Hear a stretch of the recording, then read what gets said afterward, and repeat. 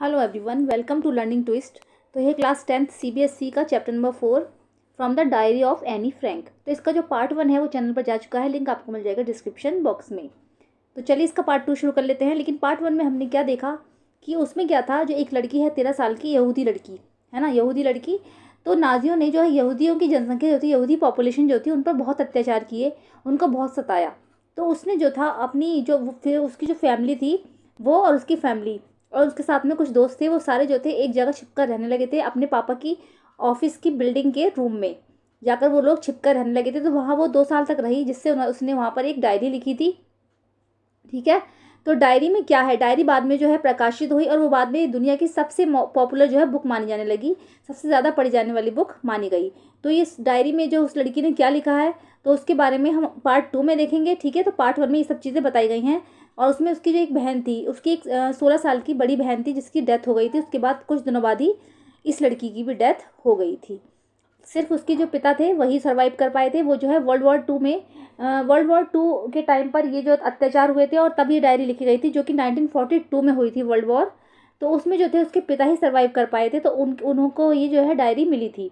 तो जिन्होंने बाद में इसको प्रकाशित करवाया, इसको पब्लिश कराया, और ये दुनिया की बहुत मोस्ट जो है पॉपुलर बुक जानी जाने लगी। चलिए इसका पार्ट 2 शुरू कर लेते हैं। Since no one would understand a word of my stories to Kitty if I were to plug right in। Since यहाँ पर जो आएगा वो क्योंकि के लिए आएगा। क्योंकि सिंस मीन्स होगा क्योंकि। क्योंकि नो वन वुड अंडरस्टैंड, कि कोई नहीं समझ सकता, a word of my stories to Kitty, कि मैंने जो अपनी डायरी को जो है किटी नाम क्यों दिया, इसका जो शब्द है वो किटी, वो क्यों पड़ा। तो if I were to plunge right in, अगर मैं डायरेक्टली, प्लंग मीन्स हो गया यहाँ पर जैसे होता है जंप, जंप करके, प्लंग मीन्स वैसे जंप ही होता है, लेकिन यहाँ पर इन्होंने ये बताया है कि अगर मैं डायरेक्टली अपनी स्टोरी लिखना शुरू कर दूँ या फिर बताने लगूँ तो ये ठीक नहीं होगा। I would better provide a brief sketch of my life, शायद ये अच्छा हुआ कि मैं अपनी लाइफ का छोटा सा एक स्केच, ये ब्रीफ स्केच होता है संक्षिप्त विवरण, छोटा सा अपनी लाइफ का छोटा सा पार्ट बता दूँ अपनी जो डायरी लिखने से पहले। Much as I dislike doing so, जो कि मुझे बिल्कुल भी अच्छा नहीं लगता।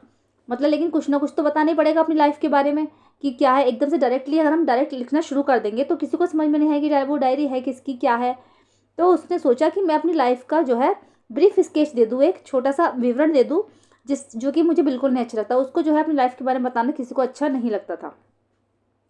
ठीक है। तो उसने शुरू करा कि माई फादर, मेरे पिता, the most adorable father I have ever seen, didn't marry my mother until he was 36 and she was 25। तो मेरे पिता, द मोस्ट एडोरेबल फादर, यानी मोस्ट एडोरेबल का फादर है, दुनिया के सबसे प्यार करने वाले पिता, कि जैसा पिता उसने कभी ज़िंदगी में ना देखा हो। किसी के पापा इतना प्यार नहीं करते जितना प्यार उसके पापा उससे करते थे। I have ever seen didn't marry my mother, मैंने ऐसे पिता कभी नहीं देखे, उन्होंने जो है मेरी माता से शादी नहीं की। Didn't marry my mother until he was 36, जब तक कि वो 36 के नहीं हो गए, यानी कि 36 वर्ष की जब तक वो नहीं हो गए। एंड शी वॉज 25, और जो उसकी माता थी वो 25 साल की थी। यानी जब उनकी शादी हुई थी तो उनके जो पिता थे वो 36 साल के थे और उसकी जो माता थी वो 25 साल की थी। माई सिस्टर मार्गो, तो यहाँ पे जो मार्गोट में टी साइलेंट है तो मार्गो है ये। तो मेरी जो सिस्टर, मेरी जो बहन थी मार्गो, मतलब नहीं थी, नहीं वो बता रही है ऐसे कि इस तरीके से था। तो मेरी जो बहन है मार्गो was born in Frankfurt in Germany in 1926। तो उसका जो जन्म था जर्मनी में फ्रैंकफर्ट में 1926 को हुआ था। आई वॉज बॉर्न ऑन 12 जून 1929, और जो मेरा जन्म हुआ था वो 12 जून 1929 को हुआ था। I lived in Frankfurt until I was 4, मैं फ्रैंकफर्ट में तब तक रही जब तक कि मैं 4 साल की थी। ठीक है। तो बताना शुरू कर रही है वो अपनी लाइफ का part. My father immigrated to Holland in 1933। तो हॉलैंड जो है वो नीदरलैंड का नाम था पहले, जिसका नाम अब नीदरलैंड है, सॉरी, जिसका नाम अब हॉलैंड है, वो पहले नीदरलैंड था। तो उसका नाम था एमिग्रेटेड टू हॉलैंड, वो हॉलैंड चले गए 1933 में। My mother Edith Hollander Frank went with him to Holland in September, while Margot and I were sent to Aachen to stay with our grandmother. मेरी माता जो थी एडिथ हॉलैंडर फ्रैंक, वो भी जो थी मेरे पिता के साथ ही हॉलैंड चलेंगी सितंबर में। और जबकि मार्गो एंड आइवर, जबकि मैं और मार्गो जो उसकी सिस्टर थी, मैं और Margot I were sent to Aachen to stay with our grandmother, हमें जो है आचेन में अपनी दादी के पास भेज दिया गया। Margot went to Holland in December and I followed in February. Margot जो है दिसंबर में हॉलैंड गई और जो है मैं फरवरी में गई। तो देखो सबने अपने में बताया है कि कोई सितंबर में गया है, कोई जून में गया है, इस तरीके से, और सब अलग अलग गए थे, है ना। When I was plunked down on the table as a birthday present for Margot. तो ये बात तब की है जब मार्गो के बर्थडे पर, मार्गो का बर्थडे प्रेजेंट था, तो वो जब वो फरवरी में वहाँ पहुँची तो उसको प्लंक डाउन का मतलब है, मतलब रख दिया गया टेबल पर। Planck down on the table, Planck जैसे कहते हैं जंप करके, तो प्लंज मीन्स जंप था वो, लेकिन यहाँ पे प्लंक डाउन का मतलब है Planck down on the table, यानी टेबल पे उसको रख दिया गया उसके बर्थडे प्रेजेंट की तरह, जैसे कि साहब को एक गिफ्ट आया है, इस तरीके से उसको वहाँ पर रख दिया गया। तो वो फरवरी में पहुंची थी वो जो लड़की थी, Anne Frank. I started right away at the Montessori nursery school. मैंने मॉन्टेसरी नर्सरी स्कूल से जो है सीधा ही लिखना शुरू कर दिया। I stayed there until I was 6। मैं वहाँ पर तब तक रही जब तक कि मैं 6 साल की थी। Eight which time I started in the first form. First form का मतलब यहाँ पर यह है फर्स्ट क्लास। तो मैंने वहाँ पर जो है फर्स्ट क्लास से पढ़ना शुरू किया। In the 6th form, Chhathi class में, my teacher was Mrs कुपेरस। Chhathi class में जो मेरी टीचर थी वो कौन थी? Mrs Kuperus. The headmistress, जो कि हेड मिस्ट्रेस थी। At the end of the year we were both in tears as we said a heartbreaking farewell. और क्या था? At the end of the year, साल के अंत में, we were both in the tears, हम दोनों की आंखों में आंसू थे, क्योंकि as we said a heartbreaking farewell, क्योंकि हम सभी ने एक जो है विदाई पार्टी ली थी। फेयरवेल मीन्स हो गया विदाई, और हार्ट ब्रेकिंग मीन्स होता है दिल तोड़ने वाली, मतलब दिल को दुखाने वाली, हृदय विदारक एक विदाई हुई थी जिससे कि हमारी आंखों में आंसू थे। In the summer of 1941 grandma fell ill and had to have an operation. गर्मियों में 1941 में क्या था, जो उसकी दादी थी वो बीमार हो गई, and had to have an operation, और उनका एक ऑपरेशन था। So my birthday passed with little celebration. तो जो मेरा बर्थडे था वो छोटा सा सेलिब्रेशन करके जो है निकल गया, मतलब मेरे बर्थडे पर ऐसा कुछ नहीं हुआ, हल्का फुल्का सा सेलिब्रेशन हुआ, फिर वो बर्थडे मेरा निकल गया 1941 में, जब मेरी दादी माँ बीमार हो गई। ग्रैंडमा डेड इन जनवरी 1942। और फिर क्या था, 1942 में जो उसकी दादी थी वो उनकी डेथ हो गई, मतलब 1941 में वो बीमार हुई थी गर्मियों में, और जनवरी में 1942 में उनकी डेथ हो गई। No one knows how often I think of her and still love her. कोई नहीं जानता कि आई थिंक, मैं सोचती हूँ कि कोई नहीं जानता कि हम दोनों एक दूसरे को कितना प्यार करते थे। This birthday celebration in 1942 was intended to make up for the other and grandma's candle was lit along with the rest. इस साल का बर्थडे सेलिब्रेशन भी हमारा ऐसे ही रहा, जो आगे के लिए बढ़ा दिया गया, और जो हमने जो क्या करा था, हमने ग्रैंड माँ की जो कैंडल्स थी उनकी आत्मा की शांति के लिए, उनकी याद में कैंडल्स जलाई। मतलब मेरा बर्थडे इस साल भी रही हुआ। 41 में वो बीमार थी तो बर्थडे नहीं हो पाया था, हल्का फुल्का सा सेलिब्रेशन हुआ था, और 42 में भी, 1942 में भी ऐसा ही हुआ। उस साल उनकी डेथ हुई थी तो हमने उनकी याद में जो है कैंडल्स जो है जलाई थी। Okay. The 4 of us are still doing well. हम चारों जो थे बहुत खुशी खुशी रहते थे। चारों में कौन कौन? उनके पेरेंट्स, माता पिता, उसकी बहन और वो। And that brings me to the present date of 20 June 1942 and the solemn dedication of my diary। और जो आज का जो प्रेजेंट डेट है वो 20 जून 1942 की है। मतलब वो अपनी डायरी लिख रही थी तो बता रही थी कि हम चारों बहुत खुशी खुशी रहते थे, और आज जो प्रेजेंट डेट है वो है 20 June 1942 and the solemn dedication of my diary. और मैं अपनी डायरी को जो है, सोलेमन डेडिकेशन का मतलब है डेडिकेशन देना किसी को, यानी कि सोलेमन मीन्स हो गया नम्रता पूर्वक, जो मैं अपनी डायरी को डेडिकेट कर रही हूँ, मतलब अपनी डायरी को मैं लिख रही हूँ। ठीक है, मेरा हृदय जो है बहुत ज़्यादा नम्र हो चुका है, तो मैं सोलेमन डेडिकेशन के साथ अपनी डायरी लिख रही हूँ, जो कि आज की प्रेजेंट डेट है वो है 20 जून 1942। अब उन्होंने फिर दोबारा लिखना शुरू किया। Saturday 20 June 1942, 1942, 20 June 1942। Dearest kitty. फिर वो अपनी डायरी को किट्टी कहती थी, है ना, तो उसने अपनी डायरी का नाम रखा था। पार्ट 1 में देखना आप लोग, पार्ट 1 में पता लगेगा कि उसकी डायरी का नाम किट्टी था, उसने अपनी डायरी का नाम किट्टी रखा था। तो उसने लिखा कि dearest kitty, our entire class is quaking in its boots. हमारी जो सारी क्लास थी, छठी क्लास में थी वो, हमारी जो सारी क्लास थी वो क्विकिंग इन इट्स बूट्स, अपने शूज़ जो थे वो बजा रही थी। मतलब ये कहते हैं ना, चिंता सी हो जाती है टेंशन में, वो अपने शूज़ जो है बजा रहे थे एक दूसरे से। उनके जो शूज़ थे वो थर थर थर काँप रहे थे डर के मारे। ठीक है, बूट्स मीन्स हो गया डर से काँपना। क्विकिंग इन इट्स बूट्स, उनके जो पैर थे सबके डर से काँप रहे थे। द लिख रहा है देखो, क्वेकिंग इन इट्स बूट्स का मतलब है shaking with fear and nervousness, मतलब डर था और नर्वसनेस थी। तो सारी क्लास जो थी वो जो है इनमें शूज़ वगैरह कुछ नहीं है। Our entire class is quaking in its boots, यानी कि सारी जो क्लास थी हमारी डर के मारे वो काँप रही थी और नर्वसनेस की वजह से काँप रही थी। The reason of course is the forthcoming meeting in which the teachers decide who will move up to the next form and who will be kept back. तो इसका रीज़न कोई नहीं था, सिर्फ ओनली इसका एक यही रीज़न था कि जो आने वाली मीटिंग थी उसमें हमें पता चलने वाला था कि जो टीचर्स थे वो डिसाइड करेंगे, अध्यापक जो थे वो डिसाइड करेंगे कि हु विल मूव अप, कि कौन तो इस क्लास में से जाएगा, and to the next form, कौन मतलब इस क्लास से नेक्स्ट क्लास में जाएगा, and who will be kept back, और कौन जो है इस क्लास में ही वापस रहेगा। Half the class is making bets, GN and I laugh ourselves silly at the two boys behind us, CN and Jacques. तो half the class is making bets, आधे क्लास ने तो बल्कि शर्त भी लगा रखी थी। जीएन एंड आई मतलब जीएन किसी का नाम था, जीएन और आई, जीएन और मैं मतलब जो है उनकी मूर्खता पर बहुत हंसे। Silly at the two boys behind, जो कि हमारे पीछे दो लड़के बैठे थे। सिली, सिली मीन हो गया फुलिशनेस। तो जीएन और आई, जीएन और मैं जो है मेरे पीछे दो लड़के बैठे थे हमारे पीछे, हम दोनों उनकी मूर्खता पे बहुत हंस रहे थे। उनका नाम क्या था जो दो लड़के थे, सीएन और Jacques, who have staked their entire holiday savings on their bet, जिन्होंने कि अपनी सारी छुट्टियों की जितनी भी सेविंग्स थी, जितनी भी उन्होंने बचत कर रखी थी पॉकेट मनी से, उन्होंने जो सारी जो छुट्टियों की सेविंग थी वो अपनी शर्त पर लगा दी। From morning to night it's you're going to pass, no I am not, yes you are, no I am not, even G's pleading glances and my angry outbursts can't calm them down।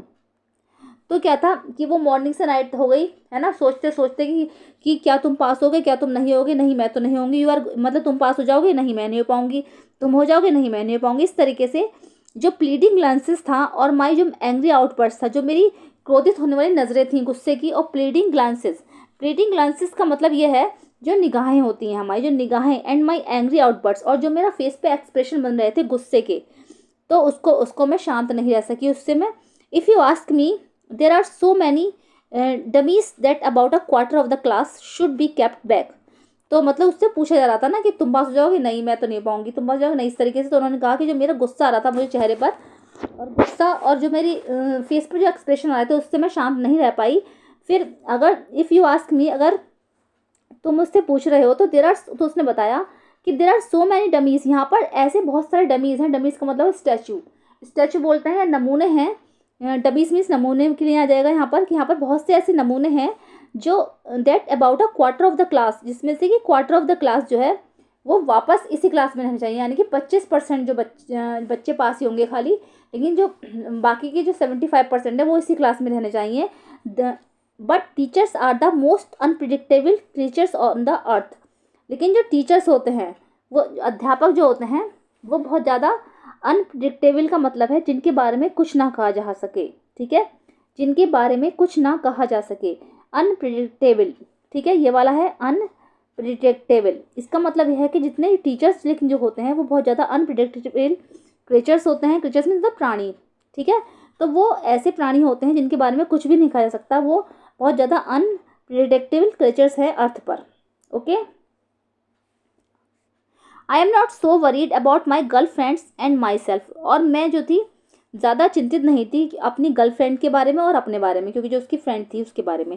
We will make it, हम तो शायद पास कर लेंगे। The only subject I am not sure about it's maths, और शायद एक subject ऐसा होगा जिसके बारे में श्योर नहीं थी, वो था maths. Anyway all we can do it's wait, anyway all, हम सब सिर्फ जो है हम सब सिर्फ वेट ही कर सकते हैं, कुछ नहीं कर सकते। अनटिल देन, तब तक, अनटिल का मतलब तब तक।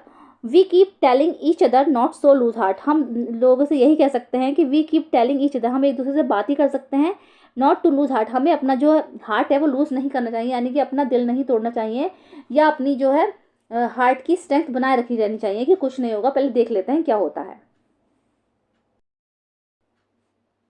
I get along pretty well with all my teachers, मैं अपने जितने भी टीचर्स थी उनके साथ जो थी बहुत ज़्यादा अच्छी थी, अच्छा व्यवहार होता था उनका मेरे साथ और मेरा उनके साथ। देर आर 9 ऑफ देम, तो उनका मतलब ये था जितने भी टीचर्स थे वो 9 लोग थे, है ना। There are 9 of them, 7 man and 2 women, तो इसमें से कि 7 तो जेंट्स थे और 2 जो थी लेडीज़ थी।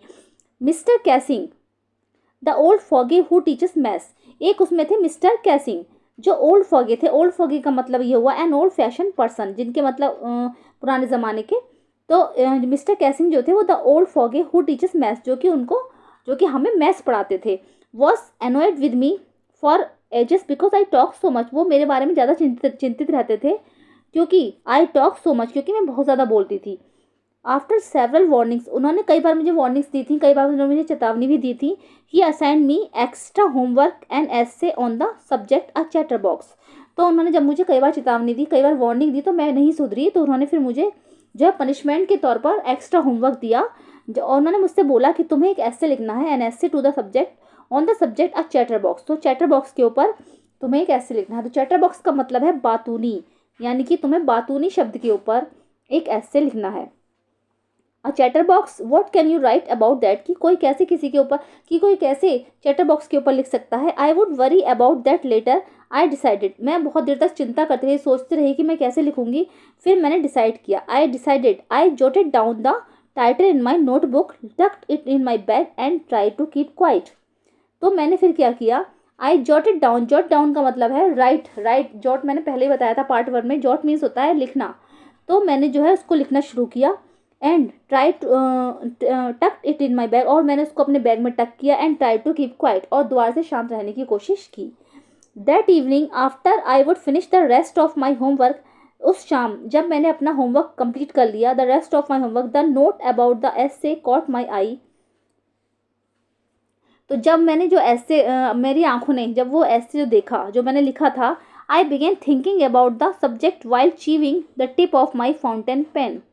तो उसके बाद मैंने क्या करा, मतलब उन्होंने नोट डाउन डाल करके जो है उस पर बैग में उस टाइम डाल लिया था कि मुझे चैटर बॉक्स का ऐसे लिखना है ना, और उसे टक कर लिया, जिससे को शांत रहने का प्रयास किया। उसके बाद जब सारा काम खत्म हो गया तो उसने लिखना शुरू किया।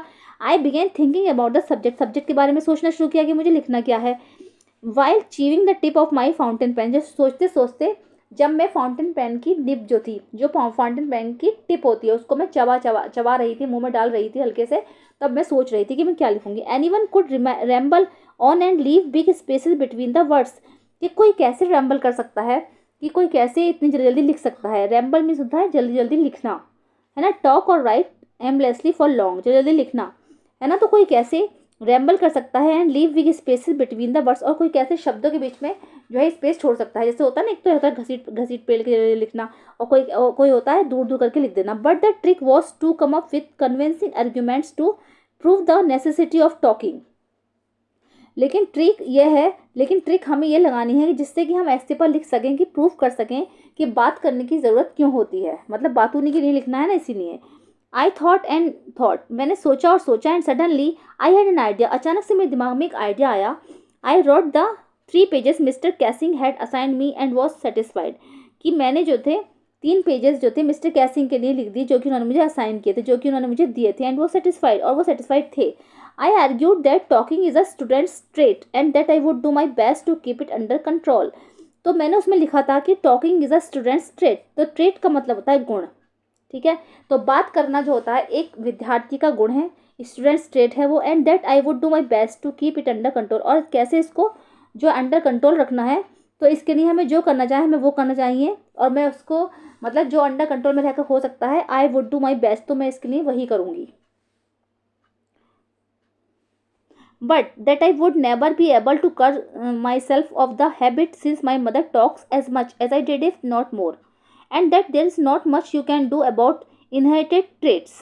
तो उसने बताया कि बोलना तो एक विद्यार्थी का गुण है, तो लेकिन मैं इतना नहीं बोलती जितना कि मैं सोचती हूँ। लेकिन क्या है, ये जो हैबिट है, ये जो आदत है मेरे अंदर, since my mother talked as much, तो ये मुझे मेरी माता से मिली है, क्योंकि मेरी माता भी उतनी ही बात करती हैं जितना कि मैं करती हूँ।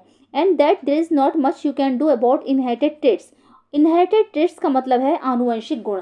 तो ये जो आनुवंशिक गुण मुझे मेरी माँ से मिला है, तो इसको कोई भी नहीं रोक सकता, तो इसका कुछ भी नहीं कर सकता, क्योंकि ये तो हेरिडिटी है, ठीक है। तो उसने बताया था उसमें ऐसे में, Mr Keesing had a good laugh and my argument, Mr Keesing जो थे वो बहुत ज़्यादा हंसे मेरे आर्ग्यूमेंट्स पर। But when I proceed to talk my way through the next lesson he assigned me a second essay, लेकिन जैसे ही उन्होंने मेरा ये ऐसे देखा तो उन्होंने मुझे सेकंड ऐसे एक और जो है लिखने को दे दिया। This time it was suppose to be on an incorrigible chatterbox, उन्होंने बोला कि इस समय जो है तुम्हें इस समय जो ऐसे लिखना है तुम्हें एक एन इनकरेजिबल चैटर बॉक्स का लिखना है। तो इनकरेजिबल का मतलब है something that can not be corrected, a bad quality, मतलब ऐसा कुछ जो कि उसको सही न किया जा सके या फिर एक गलत आदत। इस पर आपको लिखना है an incorrigible chatterbox. I handed it in, मैंने इसको हैंडेड ले लिया, मतलब मैंने इसको ले लिया। And Mr Keesing had nothing to complain about for 2 whole lesson, और मिस्टर कैसिंग ने मुझसे कोई भी शिकायत नहीं की जब तक कि वो 2 लेसन कंप्लीट ना हो गए हों। However during the 3rd lesson he had finally had enough, जबकि क्या हुआ जब उन्होंने मुझे 3rd लेसन दिया, he had finally had enough, तब उन्होंने बोला कि बस इतना ही काफ़ी है। Anne Frank as punishment for talking in class write an essay entitled, कि इतना ही जो है काफ़ी है क्या, कि तुम्हें Anne Frank as punishment for talking, मैंने तुम्हें पनिशमेंट के तौर पर बोलने की पनिशमेंट के तौर पर एक ऐसे लिखने को दिया। अब तुमने लिखना है quack quack quack said mistress chatterbox, मतलब कि जो मिस्ट्रेस चैटरबॉक्स है, बातूनी जो मिस्ट्रेस चैटरबॉक्स है, कि उसने कहा क्वैक क्वैक क्वैक, तो मैं अब इसके ऊपर जो है अपना ऐसे लिखना है, यानी कि उसको एक 3rd ऐसे और मिला लिखने के लिए। द क्लास रोड, क्लास जोर से हंसी, रोड मीन्स होता है जोर से हंसना, दहाड़ना होता है वैसे, तो क्लास जोर से हंसी। I had to laugh too, कि मुझे भी हंसी आ रही थी, though I would nearly exhausted my ingenuity on the topic of chatterbox, क्योंकि मैं जो है ये जो चैटरबॉक्स का टॉपिक था उससे बुरी तरीके से थक चुकी थी। It was time to come up with sometimes else something original, कि ये वही टाइम था जिसमें मुझे निकलने से उससे बाहर आ सकती हूँ, मतलब मैं लिखते लिखते बोर हो चुकी थी। कम अप मीन्स होता है बाहर आना, जिससे कुछ ओरिजिनल हो। My friend Saini who is good at poetry, मेरी एक फ्रेंड थी सैनी जो कि पोएट्री में गुड थी, यानी उसकी कविताएं जो हैं बहुत अच्छी होती थी, पोएट्री मीन्स कविता। Offer to help me write the essay from beginning to end in words and I jump for joy, तो उसने मुझे ऑफ़र किया, उसने मुझे बताया कि तुम जो ऐसे लिखो, अब उसकी जो शुरुआत करो, मतलब शुरुआत से एंड तक वो वर्ड्स में लिखो, यानी कि पोएम के तौर पर लिखो, स्टैंजा बना बना कर लिखो, जैसे कि वो पोएट्री में अच्छी थी कविताओं में, तो उसने बोला कि वर्ड्स में लिखो इसको। And I jump for joy, और मैं खुशी से उछल उठी। Mr Keesing was trying to play a joke on me with this ridiculous subject but I would make sure the joke was on him.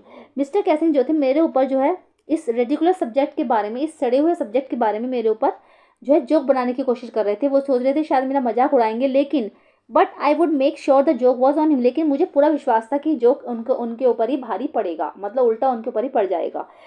I finished my poem, मैंने अपनी poem को finish किया। एंड इट वॉज ब्यूटीफुल, और ये बहुत ही सुंदर थी। It was about a mother duck and a father swan with 3 baby ducklings who were beaten to death by the father because they quack too much. तो जो ये पोएम बनी थी ये बहुत सुंदर थी, और ये जो पोएम थी ये थी एक मदर डक के बारे में, मतलब एक माता बत्तख जो थी उसके बारे में, एंड अ फादर स्वैन, और एक पिता हंस के बारे में, जिनके 3 बच्चे थे, 3 baby ducklings who were beaten, और उनको क्या हुआ था, उनको उनके पिता ने ही जो है डेथ दे दी थी, उनको मार दिया था उनके पिता ने ही पीठ पीठ पर, क्योंकि वो बहुत ज़्यादा क्वैक टू मच, क्योंकि वो बहुत ज़्यादा बोलते थे। उनके पिता ने उनको मार दिया था क्योंकि वो बहुत ज़्यादा बोलते थे। लकीली, सौभाग्य से, Mr Keesing took to the joke the right away, सौभाग्य से ये क्या हुआ, जो मिस्टर कैसिंग को ये जो जोक था वो उल्टा उनके ऊपर ही पड़ गया। He read the